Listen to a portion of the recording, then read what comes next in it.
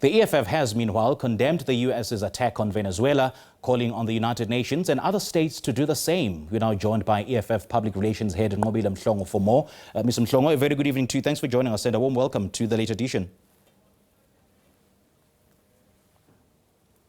Mr. Mhlongo, please unmute your device. We're not able to hear you.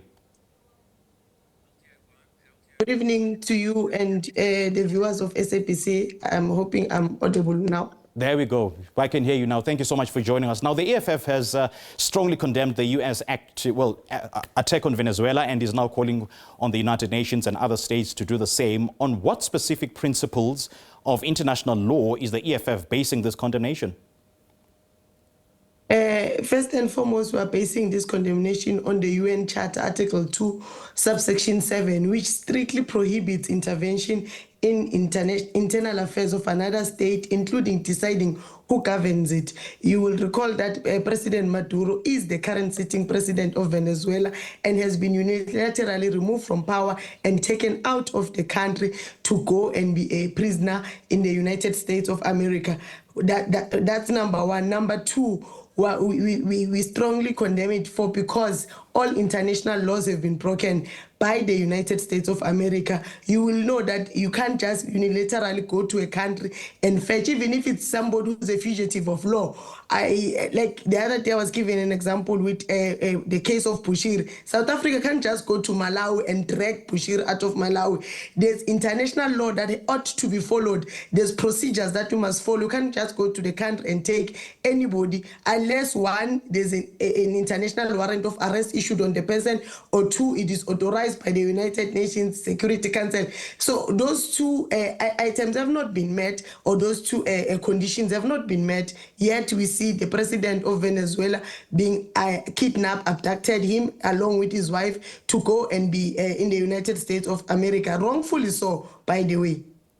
Now, you're calling on the United Nations to act, but critics say the United Nations has repeatedly failed to hold powerful countries accountable. Is this call realistic or largely symbolic?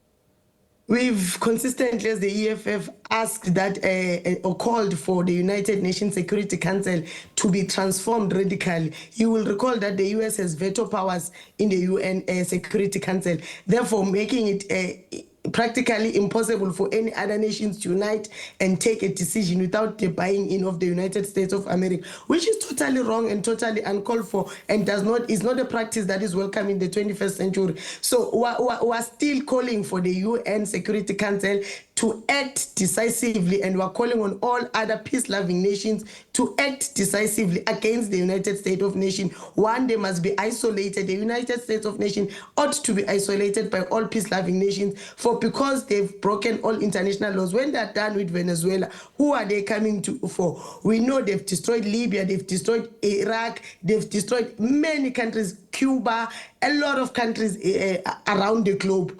Who is next? If we don't stand up against the bullying by the United States of America, all the countries are not safe. All of us are not safe. They're coming for all leaders and all presidents of any nation. What is going to happen to the weaker nation, to the small countries with small military presence, small economies? They can be crushed overnight by the United States of America. So we must stand up to their bullying and really ask the UN Security Council to have teeth that bite. Teeth that bite, you're calling for that. And you've just mentioned some of the atrocities that the United States has previously been accused of on the international stage. I mean, what concrete action then would the EFF like to see from the United Nations?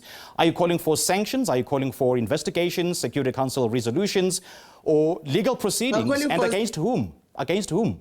Well, we're calling for strong United Nations resolution against the USA, against Donald Trump, because he has boastfully went on public records to say that the US government is going to take over Venezuela. He has also declared that this is just a war about oil. They're looking to enter the oil market of Venezuela. They want to run it and be charged of it. So Donald Trump must be declared a war criminal.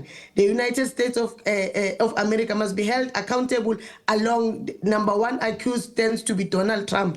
We're asking for Donald Trump. We're asking for an international warrant of arrest to be issued. We're asking for him to be taken to the International Criminal Court of Justice to be trialed and be held accountable for the loss of life that has occurred in Venezuela as we speak.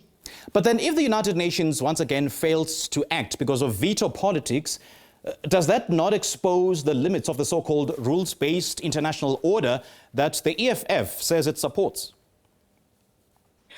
Exactly our point. Hence, in the beginning, I said the EFF, since its inception, we have called for radical transformation of the UN Security Council, because the way it operates currently, it is not guaranteeing safety and security of many countries. Look what is happening with the a warrant of arrest issued on Benjamin Netanyahu. It's still not being implemented. To this day, he's not arrested. So many crimes have been committed by many nations.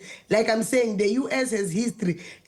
Former President George Bush killed the president of Iraq, President Hussein Saddam. President Barack Obama ordered the onslaught of Muammar Gaddafi of Libya in 2011. To this day, they are not held accountable for those actions. So we're asking for the UN to be transformed and for the UN to have teeth that bite. But most importantly, we're asking for all countries, peace-loving countries, to stand up against the bullying by the US, to ensure that they isolate the US, put economic embargoes on the US, do away with the dollar, de-dollarize, do not trade with anyone who wants to trade with you using the dollar. Mr. Mhlongo, we're out of time, unfortunately. The strong currency of the dollar to ensure that they we are out of time, unfortunately. That don't agree or bow I'm not sure if you're able to hear me. Imperialism by them. Here's a quick question before I let you go. I mean, is the EFF's position on Venezuela driven primarily by anti-imperialist ideology or by a consistent commitment to international law and human rights? I mean, do you accept that opposing U.S. intervention could be interpreted as, I would say, indirectly defending the Maduro government? And if so, how does the EFF then reconcile that with its stated support for democracy? Okay, let me first say UN Article 2, subsection 7, clearly, as I've mentioned previously, prohibits interference or intervention by any foreign state in another state. That is number one. Whatever is happening in Venezuela that the Americans have a beef with, they've got no role to play to interfere in internal policies of Venezuela. Number two, Venezuela did not launch any military attacks on the US, so they can't say that it was self-defense. The US was defending itself against a military intervention by Venezuela. So they've got no legal ground, none whatsoever, to do what they've done in Venezuela, to attack, to use military force, to capture the state president and to leave the country without its elected president. So our support for Venezuela, one, it's a consistent support. As you know, the EFF is an internationalist organization. We're internationalist. We're out of time, unfortunately. We have to end the interview there. But thank you so much, Mr. Mhlongo, for joining us. We want to say we support the people of Venezuela. All right, thank you.